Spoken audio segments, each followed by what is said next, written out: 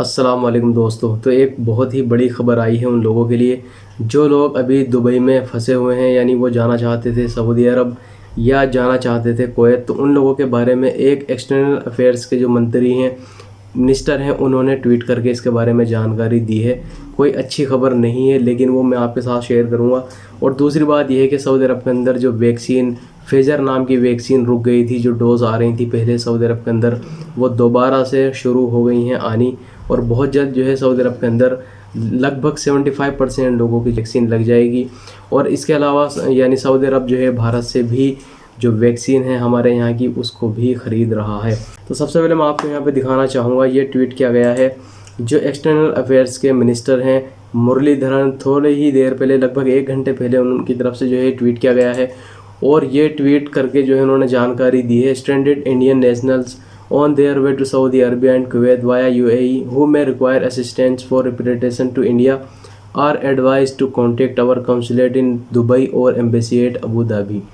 तो यहाँ पर उन्होंने जानकारी दी है जो लोग अभी इंडिया के हैं, जो जा रहे थे वाया दुबई होकर के सऊदी अरब या कुवैत, तो उनसे कहा गया है कि अगर वो वापस जाना चाहते हैं इंडिया, वापस जाने का रीज़न आपको मालूम ही है, जैसा कि सऊदी अरब की गवर्नमेंट ने भी फ़्लाइट्स पे जो है पाबंदी लगा दी है।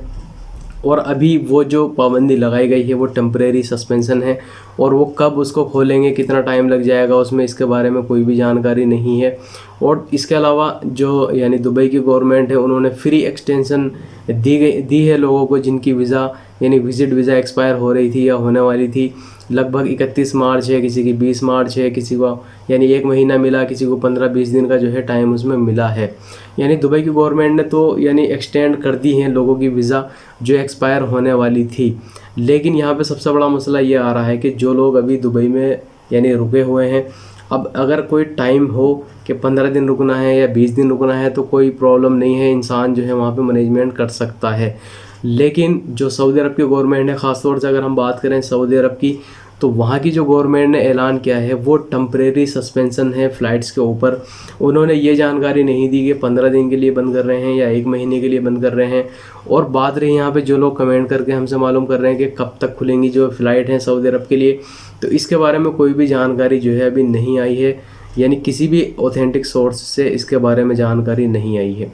पहले जब सऊदी अरब की गवर्नमेंट ने एक बार फ़्लाइट्स पे पाबंदी लगाई थी तो वो 15 दिन के लिए पाबंदी लगाई गई थी, उसमें जो है बताया था उन्होंने।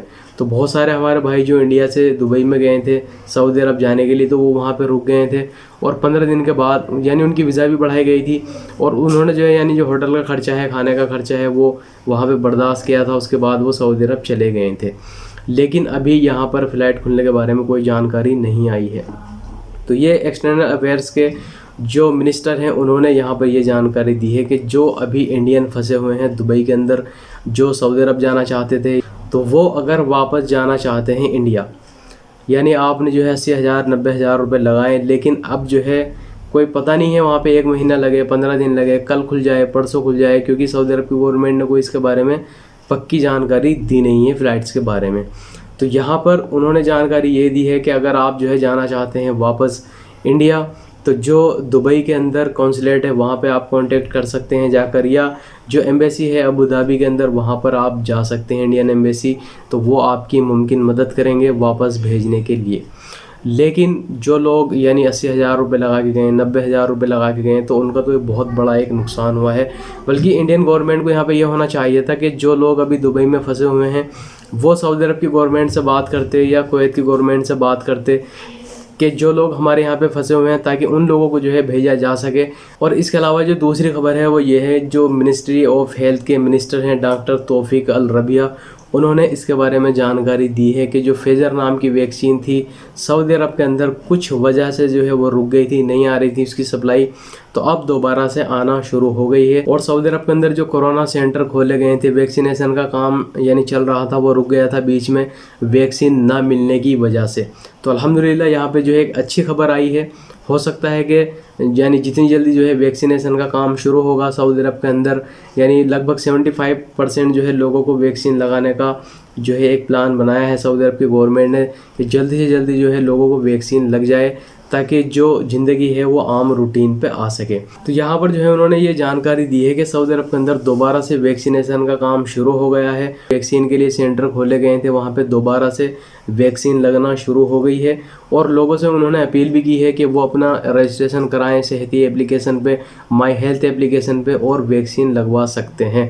तो देखिए जितनी जल्दी जो है वैक्सीनेशन का काम शुरू होगा, सऊदी अरब के अंदर लोगों को वैक्सीन लगेगी, उतनी ही जल्दी जो आम जिंदगी है, ख़ासतौर से जो फ्लाइट्स वगैरह पे पाबंदी लगाई गई हैं और इसके अलावा कुछ और जो पाबंदी लगाई गई हैं, वो तभी खुलेंगी तब वैक्सीन लग जाएगी लोगों को, और कोरोना के जो केसेस हैं वो सऊदी अरब के अंदर कम होने शुरू हो जाएंगे। तो उम्मीद है ये वीडियो आपको पसंद आई होगी।